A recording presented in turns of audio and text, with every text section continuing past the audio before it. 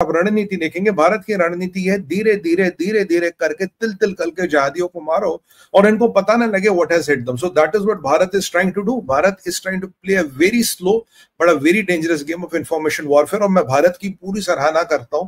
And this is exactly what Bharat should be doing. Let's not give out all the things in one go. Let's time it, let's keep it, let's slowly slowly slowly slowly slowly start opening our cards. That is exactly what Bharat should be doing. और यही भारत ने किया है. अब भारत ने किया क्या? भारत के माध्यम से, भारत के द्वारा आज दो बड़े इंपॉर्टेंट खुलासे हुए हैं. और हाँ, मैं आपको ये गारंटी दे रहा हूं पाकिस्तानियों, अगर तुम सुन रहे हो, तुमने भीख मांगी थी और ये जो बकवास कर रहे हो कि हमने सीज फायर नहीं कहा, सीज फायर नहीं किया, तुमने तो दो दो बार भैया सीज फायर की भीख मांगी. अब तक का अपडेट था, अब तक की रिपोर्ट थी कि पाकिस्तान ने एक बार सीज फायर की भीख मांगी, पर अब रिपोर्ट है पाकिस्तान ने दो दो बार सीज फायर की भीख मांगी. पहली रिपोर्ट है कि पहला इन्होंने सीज फायर की जो हाथ जोड़े, जो उन्होंने कहा साहब प्लीज सीज फायर कर लो, दैट वाज ऑन 7 मई. 7 मई को जब हमने टेरर कैंप्स को स्ट्राइक किया.